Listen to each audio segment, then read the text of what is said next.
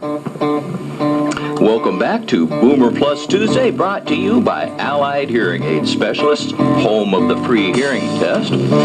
Karen, today we have a real-life, local, riches to rags to riches story. Ooh. And not only do we have the story, but it is in book form now, printed book that you can actually buy. And the author is sitting right next to us. His name is Daniel Iddings, and the book is called Happily Depressed. Daniel, welcome to the show. Happily Depressed? Thanks, Randy. Yes, happily depressed. It's, what do they call that, oxymoron, I suppose? The book's just stating that life's going to get you down sometimes, and you can either choose to be happy and build your happiness, or you can choose to wallow in your depression, and I've chosen to be happy in those hard times. Oh, I love that. My gosh. So, Dan, you got to tell us now, what prompted you to write this book? First of all, I'm a writer, so I have to write. Since junior high school, I've written and written and written. So if I don't write, I might implode. Yeah. Secondly, I kind of had maybe you would call it a midlife crisis, but I was dealing with a depression that I really was undiagnosed in my own life. I'm a man, so men don't get depressed. Oh, of course. We're too tough for that. So I might get down and go into the fetal position for a few weekends in a row, but you know, I wasn't going to allow myself to be depressed. And finally, I just had I just broke, basically, and went through divorce and lost my job and was renting a tiny apartment. One day, just stopped caring, packed everything into my truck, became homeless, went out on the streets, and basically lived that way for 5 months. And some good friends picked me up and got me back on my feet and helped me to get going again. Awesome. Wow. Wow. Now, Daniel, in your book, Happily Depressed, you have 4 keys that you detail in the book. Can you tell us a little bit more about those 4 keys? Sure. I actually got so down in my life that I decided to end it all. I was in a very, very sad state where I didn't care whether I lived or died. And I decided that, okay, I'm done. I'm tired of this pain. I'm tired of being what I considered a failure because I didn't own the things that most Americans are supposed to own to be a success. And on my way to doing that, sitting at a stoplight in Lacey, Washington, I can see it right now, these 4 ideas just popped into my head. And in the book, I describe it as like 4 ping pong balls falling into the correct slots of the lottery machine. And what they were is, as I was sitting at that stoplight, I said, Dan, your life is messed up for basically 4 reasons. You have a lack of freedom to choose the kind of life you want. Your social bonds, your friends and your family have been dissolved. They're gone. They were never developed in a strong manner. You have no purpose in your life. And your health, you've neglected your health, both mentally and physically. And so those 4 ideas just lit up into my head, and I was like, you know what? Rather than do myself in, I'm going to do a little sociological experiment on myself and delve into these a little bit further and see what happens.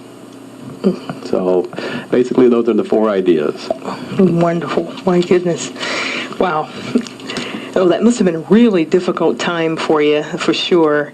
And that's just amazing. So what happened after you decided to try out these 4 ideas? Angels started singing. My life became immediately better. I won the lottery, and I became better looking. Oh, there. No. That sounds like a good book. Yeah. Everybody needs to buy this. Sure, there you go. Do as I do. Yes, actually, my life did not improve at all. But what I had now was hope that as long as I'm working on my happiness rather than chasing it, that I can have hope to build something into my life rather than waiting for something to happen, which I had been doing.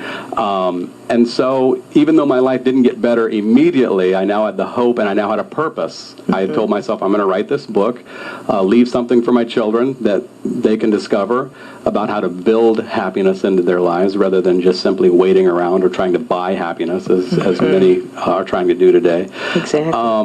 So even though my life didn't get better immediately, it's a lot better now after 3 years. And I have a firm foundation so that when I do get depressed, and I still get depressed, and I think when bad things happen to us, it's okay to be down. That I have this foundation I can lean on of these 4 ideas and how to build that into my life. So I'm much better now. Yes, that's awesome. So Dan, you were homeless.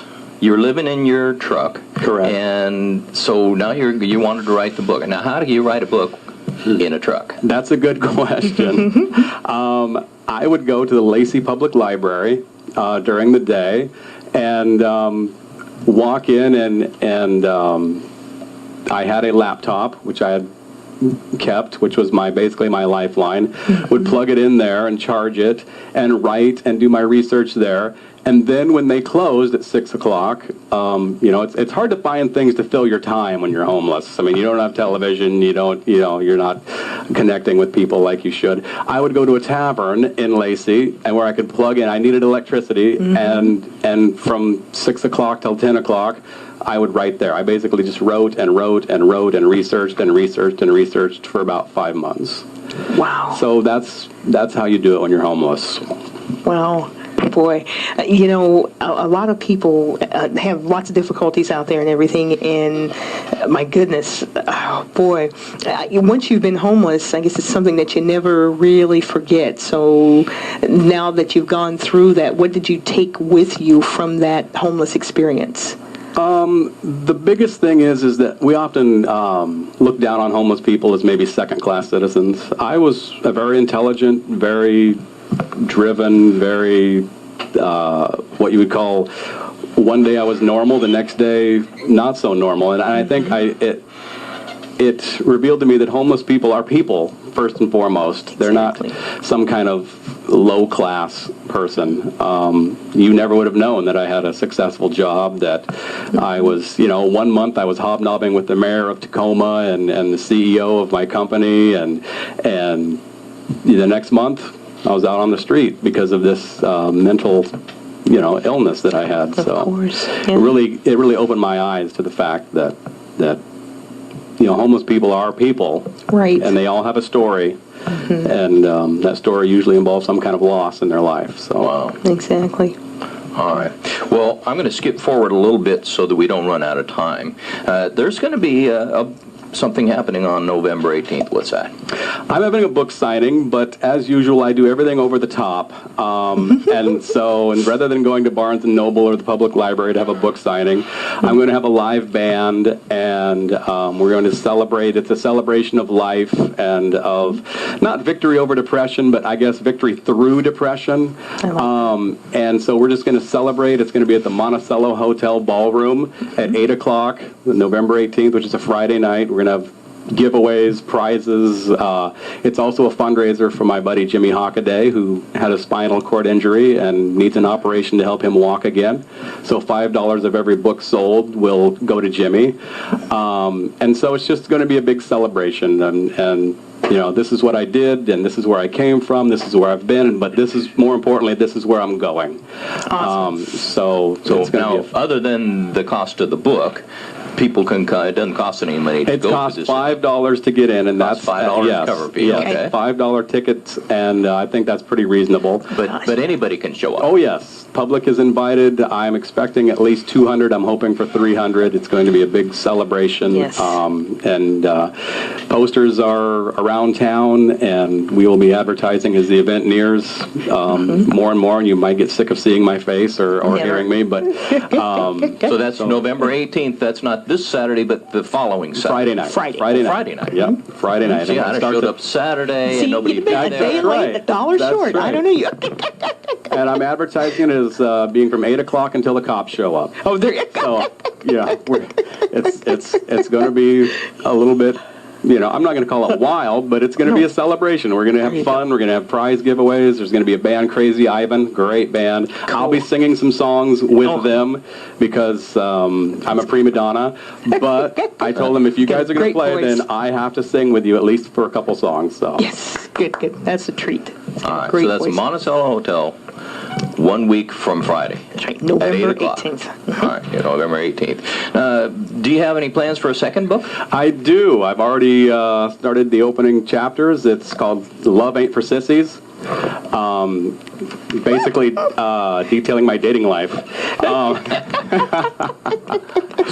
But no, it's basically chronicling not how to pick up the opposite sex, but on how to be a man, because this is written for my son, how to be a man who attracts women. And basically a book on manhood. Thank you, Daniel Iddings. Up next on her Connect the Dots segment, Karen will be talking with Tim Welch with Community Action Program. Stay with us.